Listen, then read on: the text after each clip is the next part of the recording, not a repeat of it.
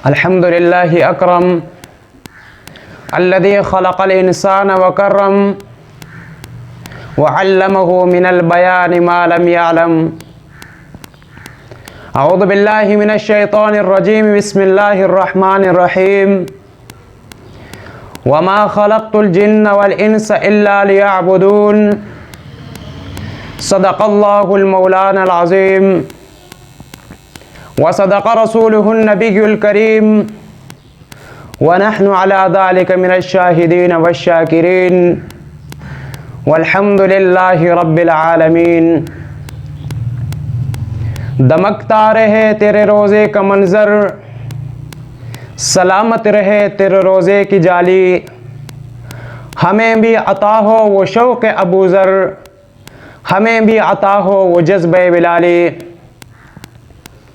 दुरूद हो इमाम कायनात मुहम्मद रसूलुल्लाह सल्लल्लाहु अलैहि व आलिहि वसल्लम पर। आज मैं जिस मौजू पे बात करना चाहता हूँ वो मौजू अल्लाह जल्ल जलालहू की मारिफत और उसकी पहचान है, जो इंसानों पर भी लाजिम है और जिन्नात पर भी लाजिम है। रब्ब लम यज़ल फरमाते हैं वमा खलक़तुल जिन्न वल इंसा इल्ला लियअबुदून, कि मैंने इंसानों को और जिन्नात को सिर्फ़ अपनी इबादत के लिए पैदा किया, सिर्फ़ अपनी मारिफत के लिए पैदा किया, सिर्फ़ अपनी पहचान के लिए मैंने इसको पैदा किया। अब ये लाजिम है कि जिन्नात भी अल्लाह जल्ल जलालहू की इबादत करेंगे और इसी तरह इंसान भी अल्लाह जल्ल जलालहू की इबादत करेंगे। तो अभी हम देखते हैं कि इंसान तो अल्लाह जल्ल जलालहू की इबादत में लगा हुआ है, क्या ये जिन्नात अल्लाह की इबादत करते हैं या नहीं करते? जिन्नात के मुख्तलिफ़ अक़साम है कि जिनमें से नेक भी है और बुरे भी है, और इसके अक़साम में से जो सबसे बुरा शैतान से भी बढ़कर है, जिसको क्या कहते हैं, ग़िफ़रीत कहा जाता है। और ये ग़िफ़रीत ये किसकी औलाद में से है? उलमा फरमाते हैं कि क़ुरआन में ज़िक्र आया है वल जान्न खलक़नाहु मिन क़ब्लु मिन नारिस समूम, कि अल्लाह जल्ल जलालहू फरमाते हैं कि मैंने जान को आग से पैदा किया।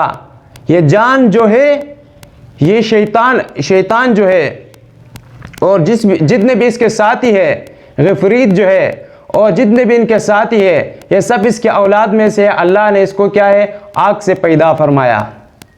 क्योंकि शैतान के बारे में भी यही आता है, जब अल्लाह ने उससे फरमाया कि आप इबादत आप क्या करो, हज़रत आदम अलैहिस्सलाम के लिए क्या करो, आप सजदा करो। तो उस टाइम पे उसने कहा मैं इसको किस तरह सजदा करूं कि खलक़तनी मिन नार, ये अल्लाह आपने मुझे पैदा फरमाया है किससे, आग से। व खलक़तहू मिन तीन, और आदम अलैहिस्सलाम को मिट्टी से पैदा फरमाया। तो इससे पता चल गया ये जान जो है इसको अल्लाह ने आग से पैदा फरमाया, और इसके औलाद में ग़िफ़रीत आता है, इसको भी अल्लाह ने आग से पैदा फरमाया, और इसके औलाद में शैतान आता है, इसको भी अल्लाह ने आग से पैदा फरमाया। और इसके औलाद में एक कस्म है, इसको मरदा कहा जाता है, जिसके बारे में कहा जाता है ये भी इंतहाई सरकश है, हमेशा शर ही फैलाता रहता है। और इसी की औलाद में वो जादूगर भी है जिनको गैलान कहा जाता है। हदीस शरीफ में आता है, इमाम बद्रुद्दीन क़ाज़ी रहीमहुल्लाह ने वो हदीस ज़िक्र फरमाई अपनी किताब में, और इससे इमाम जलालुद्दीन सुयूती रहीमहुल्लाह नक़ल फरमाते हैं इमाम कायनात सल्लल्लाहु अलैहि वसल्लम फरमाते हैं ग़िलान के बारे में, हुम सहरतुल जिन, ये क्या है, जिन्नात के जादूगरों में से जादूगर है। जिस तरह इंसानों में जादूगर है, इसी तरह जिन्नात में भी ये ग़िलान जादूगर हैं। और हज़रत उमर रज़ी अल्लाह ताला अन्हु फरमाते हैं कि किसी की बस की बात नहीं है कि वो किसी की सूरत तब्दील करे।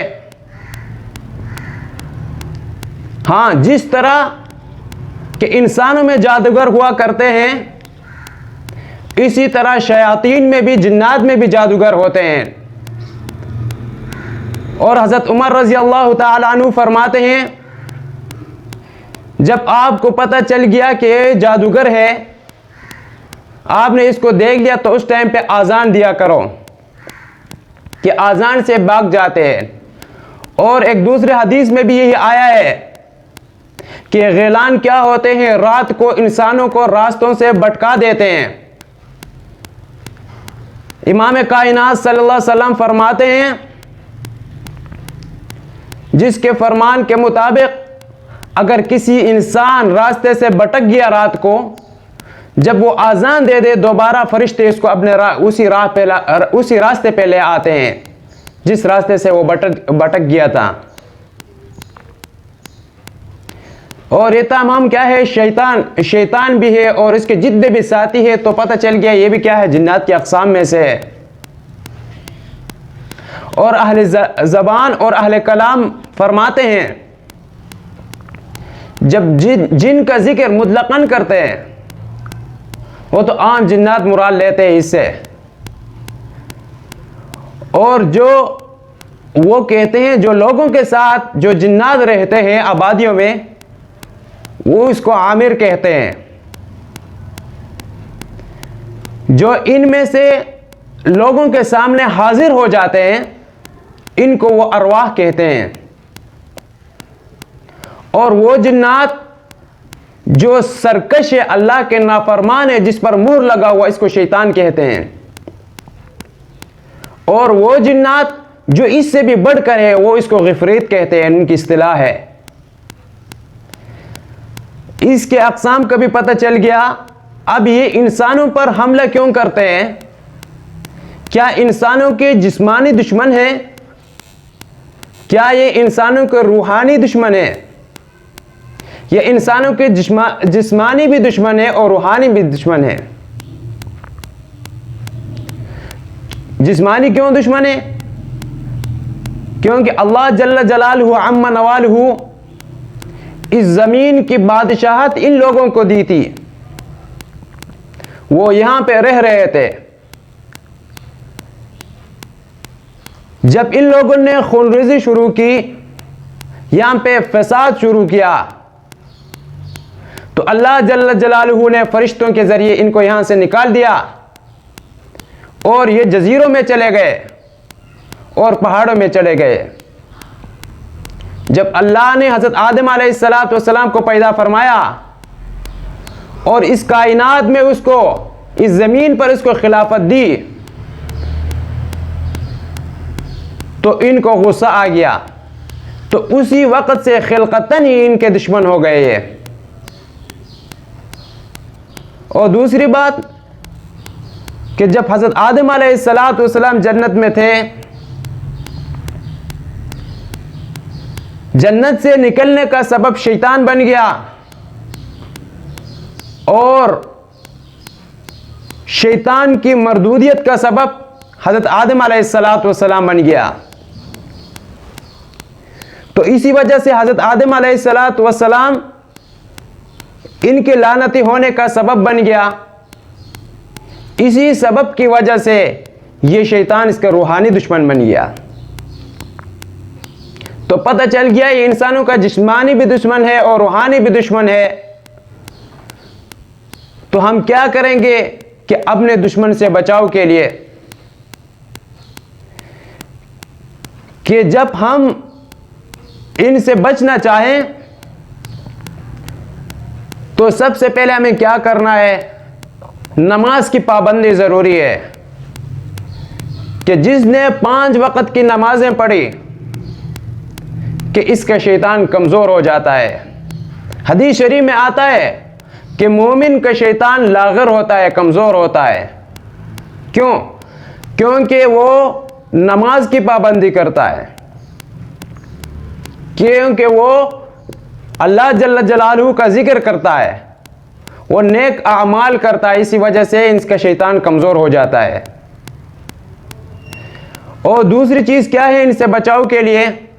जो जिस्मानी तौर पर हमें क्या करते हैं, ज़रर पहुंचाते हैं।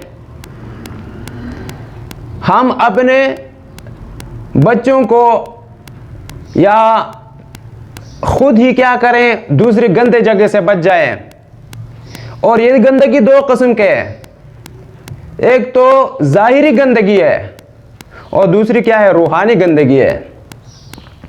जब इंसान ज़ाहिर गंदा होता है या गंदे जगह पर चला जाता है, तो ये गंदी जगह पे चले जाने की वजह से भी उसको जिस्मानी ज़रर पहुंचाते हैं।